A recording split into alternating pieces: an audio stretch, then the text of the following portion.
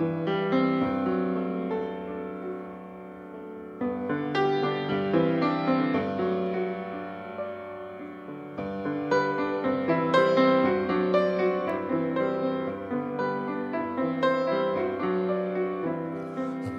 a month of Sundays, each one a cloudy day. Imagine the moment the sun came shining through. Imagine the ray of sunshine as you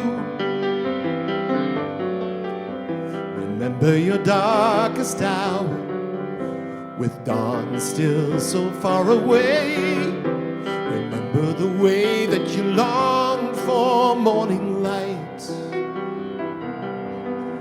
and think of yourself as a candle in the night. Make believe this is the first day, everything all brand new. Make believe that the sun is your own lucky star, and then understand the kind of gift you are, the gift you are, at the very first breath of spring.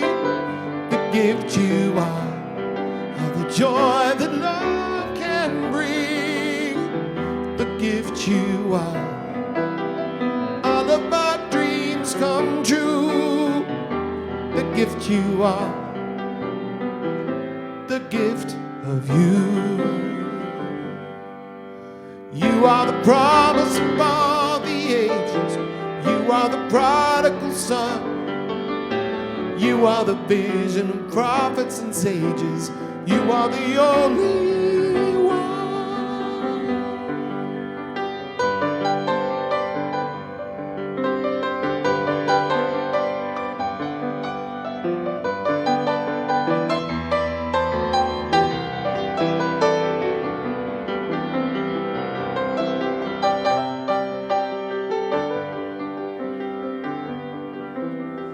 Dream of a bright tomorrow.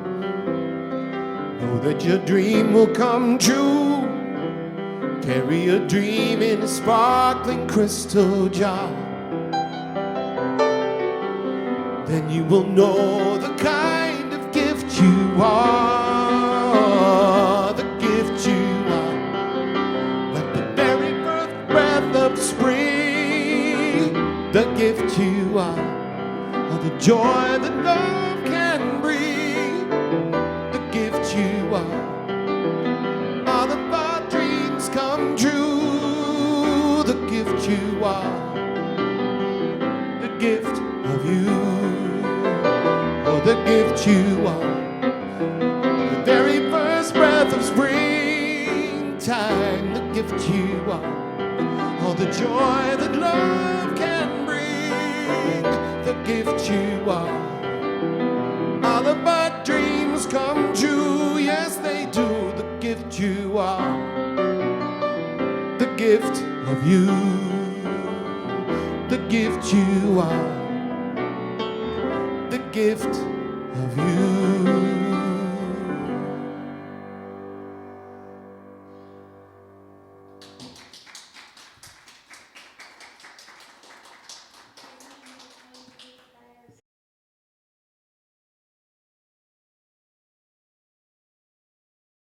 Happy Sunday, New Dawn. It does feel so good to be here. This week has been a little funky. It's been really funky for a lot of us. And if the election week wasn't enough, then we got goodness knows how many inches of snow. 13, 14 at my house, 20. Wes's buddy just a little east of town, and the kids' visitation lady had 36 inches of snow out in Parker and out by Watkins. So, you know, I am feeling stupid grateful that we're all dug out and we could get here today, because I was wondering if I was going to be able to. So, along those lines, we're going to talk about gratitude, switching things up a bit here today. Last week, I told you about our New Dawn CSL Gratitude Challenge for the month of November. And this week it was about cultivating awareness and mindfulness. And boy, did we get a chance to sit in our stuff and be mindful about what was going on in our world this week. How amazing was that, right? This week we're talking about gratitude for relationships. It says gratitude is deeply connected to love and unity. This week, focus on the people in your life, reflect on your relationships, both past and present, and how they have shaped you. Engage in spiritual practice like loving kindness meditation. I would also throw forgiveness in there. Some of that, where you send out thoughts of love, peace, and gratitude for those around you. Boy, do we need that in this country, this always, but it seems like particularly now. And reach out and express your gratitude to people who have impacted your life. So, along those lines, you guys were so wonderful. I put these little certificates out there and I said, write on there what you're grateful for and write your name if you want to share it and give us permission to share. So, those new young people that were here last week, Aaron and I don't remember the other one's name, Fallon, they filled one out that they were grateful for community here at New Dawn. Someone put on here that they're grateful for having the opportunity to teach their niece to drive. Boy, I hope I don't have my niece by the time that happens. I'm not sure my ticker will handle that one. Nancy Gonzalez said she's grateful for early morning sunshine. Nancy wrote, many, many people and being increasing and raised in consciousness. Mickey says she's grateful for me, even when I can't remember her name. Thank you. I am glad that you enjoyed that talk. I really enjoyed preparing for and giving that talk. I enjoyed when I heard it in Maui, and I enjoyed sharing it with you guys. Liana says she's grateful for the beautiful trees in her community. Oh, that one was mine. It's blank. I am just stupid grateful for you guys. I really am. This place feels so much like even more than family, because it's not just my family, it's the people I chose to be in my family and the people that choose me to be in my family. I'm so grateful for you all. Lois says she's grateful for her children, especially Sue, and her home. We're all grateful for Sue, but we're grateful for you for producing such a beautiful being. And Sue wrote she's grateful for our community and a place to share. So if you didn't get a chance to fill one of these out last week and you feel like doing it this week, there's more of them out there. And if you misplaced what your challenge for this coming week is, there's those sheets out there too, where you can pick one up and we can all work together on gratitude for the month, because there's so much to be grateful for, so very much. Along those lines, now we'll go back to our regularly scheduled program.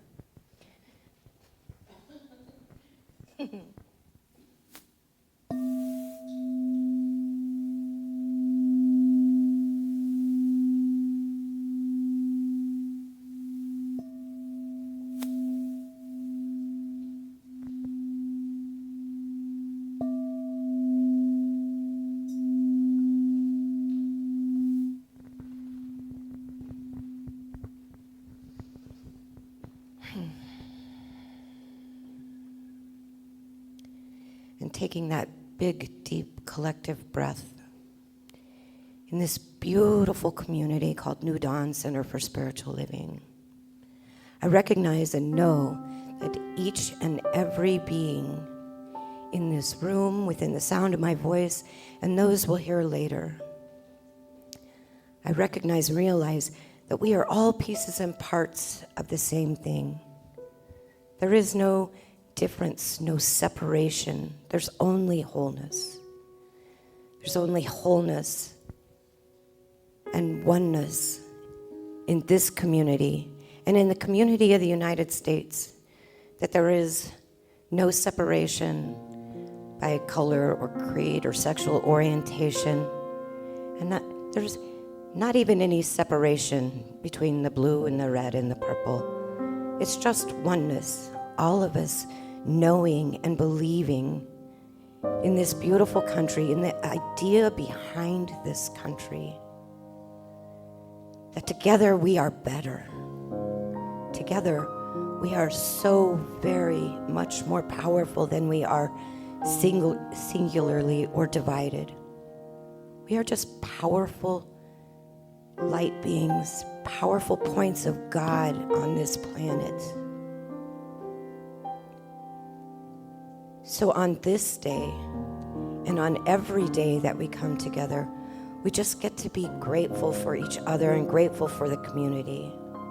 Grateful for Russell as he speaks his heart today. He shares with us a piece of who he is in a way that enlightens each and every one of us. I'm grateful for Sue as her practitionership and her leadership of those practitioners is so very vital and uplifting. I'm grateful for Ken and the beautiful music that he plays for us and the way he shares what's in his heart through his fingers and his voice. Grateful for Travis, who gets our video so that we can share to an even bigger platform. Grateful for our ushers. Grateful for Mickey and Marty, who stepped in for leadership today so that that leadership council can have a break. I'm grateful for hospitality, who make a place for us to continue sharing our day with each other as we move forward. And so I know as we go forward in this service that everything is blessed and everything is a blessing. I just know that we are all uplifted just by being here together, and we're about to become even more uplifted with this beautiful message. So I know this is all perfect. I know it's all right, and we anchor it together by affirming, and so it is. Amen. I got one short, sweet, inspirational word from William Shakespeare. One touch of nature makes the whole world kin. And from Steve Maraboli, plant seeds of happiness, hope, success, and love. It will all come back to you in abundance. This is the law of nature. And from, oh boy, it cut it off. From Dennis Merritt Jones. As our individual abundance consciousness rises, it affirmatively affects the whole of humankind. When we are conscious of our oneness with the abundant universe and with each other, we are compelled to become change agents for good. This is when our generosity of spirit and our spirit of generosity merge and become a catalyst.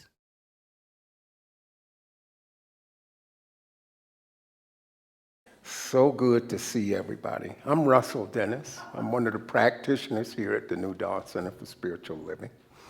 I've got my groupies here.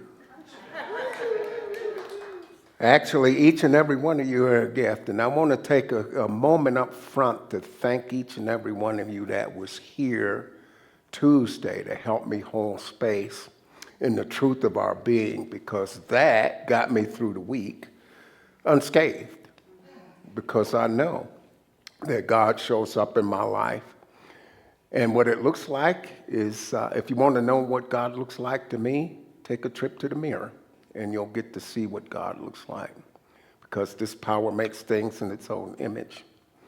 And we're going to talk about abundance today, abundance. Really, if you think about it in that way, everybody loves honey buns and cinnamon rolls and that type of thing. Life is sweet, and we always have sweet goodies out front. But there's plenty. There's always plenty, you know.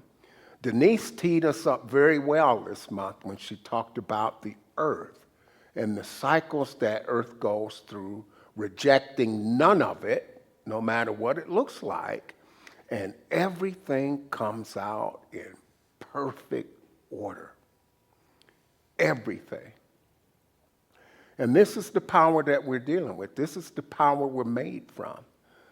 Everything is in divine order. And sometimes looks can be deceiving.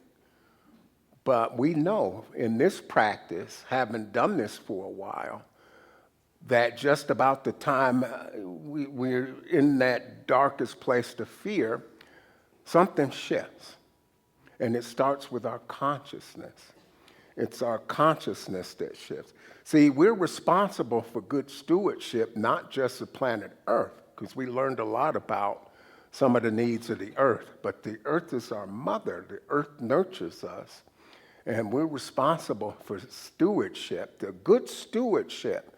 The same is true of our consciousness. What's the consciousness we're bringing to life? What sort of flavor are we seasoning our lives with? If you put the wrong seasonings on your food, it's just not going to taste quite right. So, we have more buns to share. Abundance. We are dealing with an unlimited supply. And when we understand that we're dealing with a limitless supply, we can step up and move forward and step into that magnificence that we were created to bring forth to planet Earth. And for each and every one of you, that charge is a little bit different. And what's really cool about it is not only are you some fantastic, but wait till we get together and start doing stuff. That's when the heavens open up and start to sing. Everything unfolds in cycles that are divinely ordered, you know. We know there's more buns to share. So abundance is everywhere that we look. And there's always, always, always more than enough. Because none of us are capable of outgiving God. When we're in that space where we recognize that we're dealing with an unlimited supply, then we know we've got access to lots. We've got access to lots.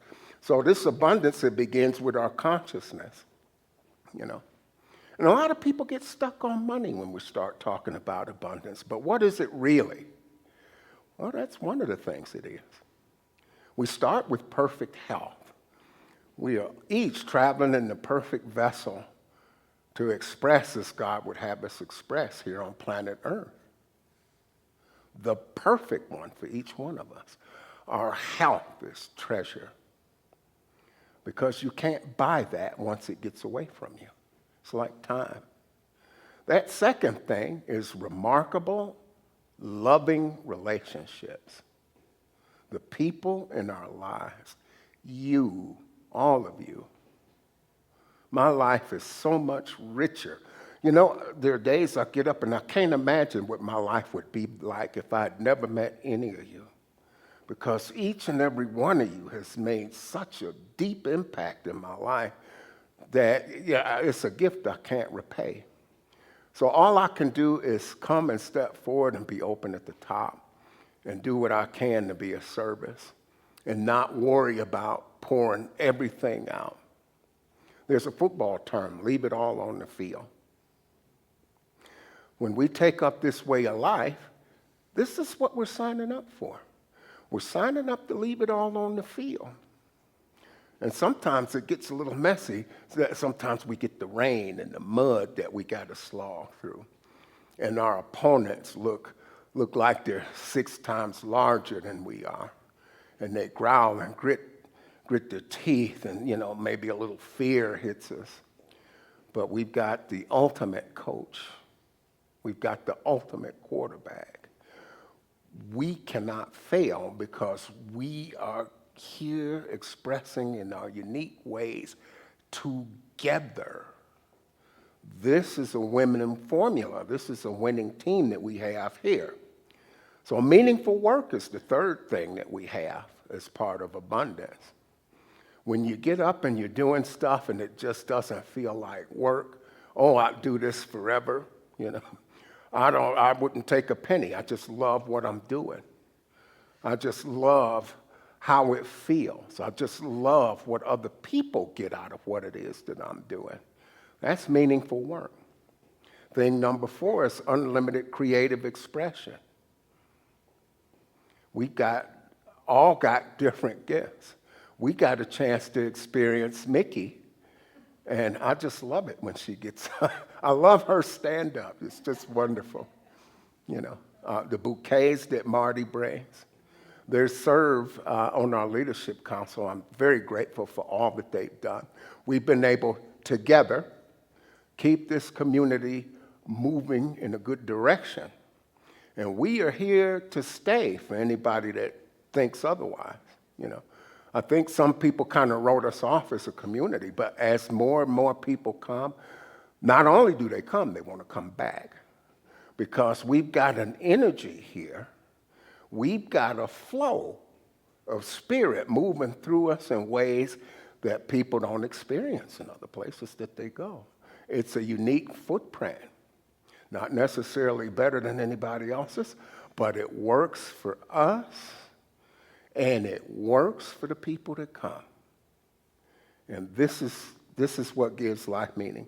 And then that final 5th thing is that material prosperity and freedom to move about the world, you know. So those are the 5 pieces that make up abundance. And the question every day is, am I recognizing abundance when it shows up? There's always more than enough. So it's our thinking that shapes our reality. Today I recognize the abundance of life. I animate my experience with this idea. That's what Dr. Ernest Holmes told us. He provided us a beautiful blueprint for living. And that's the reason that we're here. This is a blueprint that's for everybody. Our mission for the Centers of Spiritual Living is very bold. It's creating a world that works for everyone. We have to remember that when things don't appear as we'd like for them to appear. We have to get beyond everything that's superficial and recognize that each and every person walking this planet is a unique expression of the divine created for a specific purpose. Can that be to teach us how not to do it? Maybe. We will learn something from everyone we come in contact with, and our lives will never be the same, even if we meet that person only one time, as the result of coming in contact with that person. So, yeah, our intentions have the potential to influence the outcomes of our experience, and they shape our reality. So, do I believe what Dr. Holmes says? When fear comes knocking on the door, when things appear to be frightening, when it seems like everybody's at one another's throats, separation is this illusion that we've suffered from as long as we've been able to rub 2 sticks together and make fire. The illusions of separation and duality have been at work. And what some of us may have been engaged in is language that separates us. There's a lot of language that separates us. We've, unbeknownst to ourselves, we get bombarded with this stuff all the time. We hear it all the time. It appears in front of us all the time. But what we learn in this philosophy is that you can't always go by what things appear to be. Faith requires us to dig a little deeper. And if we allow ourselves to be swept up in those appearances, we become ineffective. We lose that essence of who we truly are. This philosophy gives us a way to maintain that. It teaches us to look for God everywhere. There's no place where this power is not. And that's especially true for people because we're all made in the image of this power that is here, that's working through us. Yeah. So recognizing our connection to everything and that each other empowers us to tap into this abundance. Everything around us, each other, other people, we express uniquely, and we're pretty powerful when we get together. We do stuff. It's just amazing. We have much more available to us. Catherine Ponder said, I'm open and receptive to my highest good in mind, body, and financial affairs.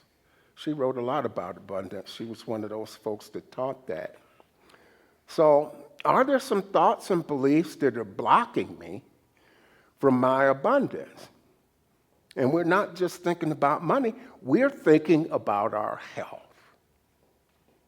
Are there some beliefs that are impacting my health? Are there some thoughts and beliefs that are impacting my relationships? Do they interfere or stifle me in my work? Am I having trouble with a blank page or a blank canvas? Have I allowed my creativity to be stifled through fear? Or are my thoughts rooted in abundance? Am I allowing external issues to keep me from recognizing the good in other people? This is the place I need to start. It's very important for me to recognize that good, first in myself, and then everybody else I come in contact with. Yeah, we don't always operate to specifications because we're perfect, whole, and complete in form and substance by divine design. Now, we don't always function that way, but we're growing up, we're getting a little better. What are we looking for in other people? We will find exactly what we're searching for. Yeah, this is true. I found this to be true. So we don't want to let that external circumstance keep us from recognizing the good. Robert Louis Stevenson says, don't judge each day by the harvest you reap, but by the seeds you planted. What kind of seeds are you planting? Well, if we engage in the negative conversations about everything that's wrong with our country, what's wrong with each other, what's wrong with other people, what's wrong with ourselves, when we complain about that, we're complaining about God's handiwork. And we're saying, in essence, oh, well, I know better than God. So there'll be a lot of things that are not to our understanding or liking, but that's not required of us to accept things. And it's definitely not required for us to allow this divine spark that is God to work in our lives. Yeah. There was a slide that I had intended to bring, but I forgot to put it on here. And the caption on this slide is Mountain Moving Kit, Just Add God. And the picture is a photo of a wheelbarrow with a shovel in it. We believe in prayer. We know that prayer changes things. But this is how we move those mountains. I get my wheelbarrow and my shovel and say, okay, God, I want to move this mountain. I'm going to get started. I don't have to understand how that's going to happen or know how or, I trust God to come along and help me with that. If I'm doing my part, God's going to come along. We are co-creators with this power. The nature of this power is to grow, evolve, and expand, and that was built into every model, every one of us that was made in that power's image. Now, when we experience restlessness, irritability, and discontentment, there's probably a chance we're not doing what we were put here to do. Maybe it's fear. Maybe it's, who knows what it is. These blockages, not recognizing the good that's before us can take us out there. So how do we make a world that works for everyone? We start with compassion for ourselves. remembering that when we complain about ourselves and other people, we're complaining about God's handiwork. God knew what to do, knew better. So we can easily be thrown off course by appearances, you know. We just finished a wonderful metaphysical Bible class, and I really enjoyed that, you know. And it was important for me to step into that experience because I grew up with some religious trauma. And, you know, I thought that the Bible was a book that was designed to beat me about the head and shoulders, to lecture me about everything that I'm not, everything that I'm doing wrong. It's a book of love. It's a book that is an owner's manual for how to live. There are wonderful stories. And just like my relationship with that infinite power that I call God, that word gives some people problems. I like it because it's short, and the odds that I'll misspell it are very slim. Yeah. But this power made all of us, made everything. We can learn a lot about how to live and who we are through that Bible. Every person in there represents us, one of us, through the stories. They give us methods on how to live. And learning to interpret that is a journey that's going to be lifelong. It's stoked right full. But here's the thing.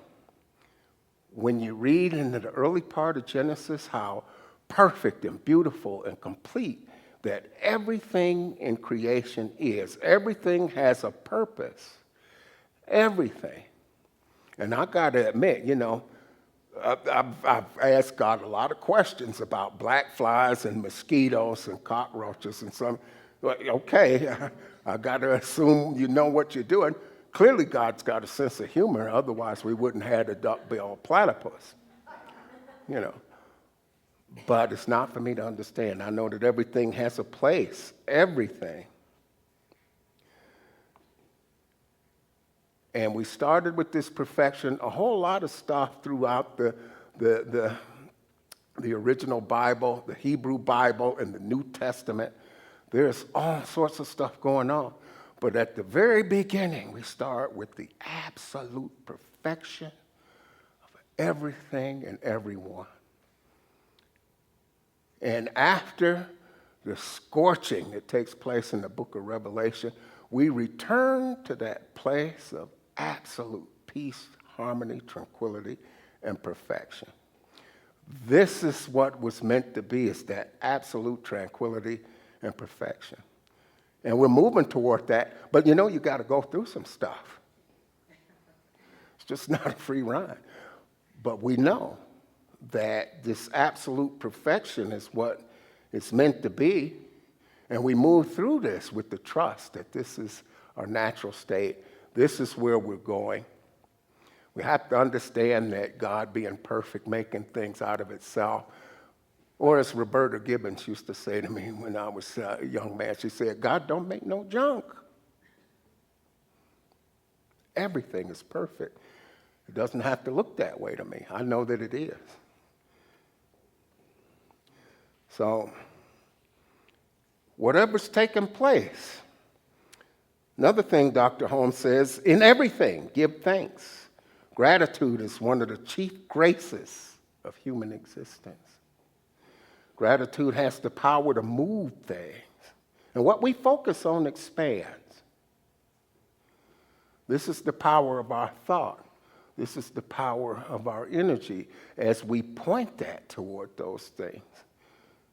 And it would be God's good pleasure to give us the kingdom. The only limits to what we can receive are what we allow. What are we prepared to allow? Esther Hicks sums it up very well. The fastest way to bring more wonderful examples of abundance into your experience is to take notice of the wonderful things that are already here. And it can start very easily. I just look out into the crowd and I'm just so blessed. And there's more. There's always more everywhere. So we have the opportunity to be good stewards, I should say. Good students too. because none of us is as smart as all of us, and we learn a lot more when we're together. And there's going to be more. We've got more stuff coming. Gina's back there. She's got stuff for us. We're gonna be learning some things from Gina. You know, we've just got brilliant people in this community, and I'm looking forward to that. So, by cultivating consciousnesses of abundance, this is how we move the needle. We do that. We do it together. So this week, you know, we've got these sheets for the gratitude challenge. I've been so grateful for all my relationships, and coming here this past Tuesday, was very helpful toward showing gratitude toward people. You know, I called some folks up that I hadn't spoken with in a while over the course of the week to tell them thank you. I love you, and you've just done so much for me. And just because I don't see you or speak with you regularly doesn't mean you're not in my heart and in my mind. So think of someone that maybe you haven't talked to for a while. Maybe that conversation wasn't the greatest. Maybe you weren't really on the same page. But I think life's too short to let the sun set on the resentment or to have something unsaid, because forgiveness is the master key to freedom. And when you combine that with gratitude, look out. We're on a roll. Doesn't hurt to have Mickey and Marty on your team either, that if you want to get some stuff moving. So, so here's some affirmations to take to help you through the week. Seeing the connection in all, I recognize my part in the thriving of all. I can't thrive without you folks. I can't. Because I'm here to love and serve you, you know. The love and service that you offer me lift me up and remind me what I'm doing. You remind me who I am when I start slipping a little bit on my practice or having these very human thoughts. The second affirmation is the abundance of life flows in, around, through me, as me. Remember, you've got access to unlimited power. And if you're feeling a little shaky, pick up the phone. Because all of these light beings in here, they're there. You guys have been there all times of day and night. Pick up the phone. Keep coming. Stick together, because we can do a heck of a lot more together than we can do by ourselves. We don't have to do it by ourselves. You know? God speaks through you. I don't always get direct answers, but I'll have a conversation with one of you. And, you know, sometimes that little itty-bitty committee between the ears will get going. And I'll tell you, stuff sounds a lot better in my head than it does when I write it down or say it out loud sometimes. But that's what we're here to do. We're here to do that for the rest of the world as well. So thank you for taking that time to listen. Let's take this to prayer now. And knowing that we are perfect, whole, and complete by divine design, and that there is beauty and good all around us. We move through our days in a spirit of forgiveness and gratitude. We know that each of us is here to express in their unique way, and that everything that we need in order to do this will be provided as long as we move forward with that full faith and intention to make a world that works for everyone. We are divine. Everyone who's within the sound of my voice is divine in every way, perfect by divine design. I know that all people are basically good, and that we live in a miraculous and beautiful universe, and that beauty is there for us to see every time we choose to look. And we are a choice, and we move through this life giving out love and accepting love, joy, peace, and harmony, knowing that it is all good, that it is all God, and that everything will be all right, is all right now, and always will be right. I release these words into that law that knows how to mold, make, shape, and create all the good there is. I let this be. Together we affirm, and so it is, and so I am, and so we are.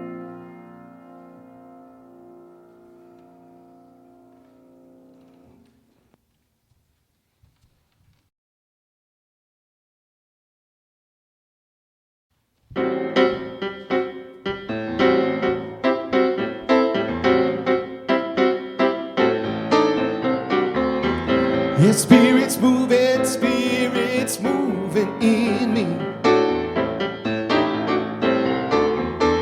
I'm gonna sing to the world its perfect melody. Give agape love that I feel in my heart.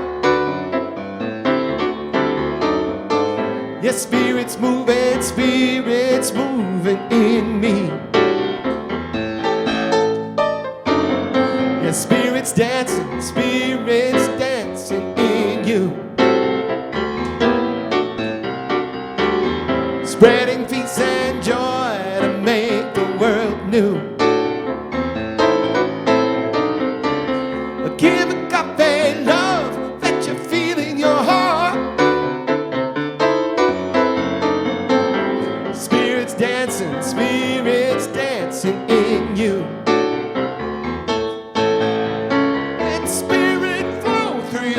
So the more you give, the more it overflows. Let go and let God, let your love grow. Then pass it around, gonna let everybody know that spirit's moving in it. I'm gonna sing to the world its perfect melody.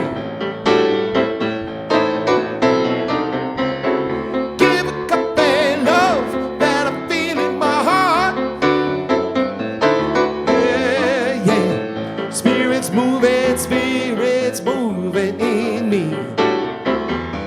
Ooh, yeah. Spirit's moving in me.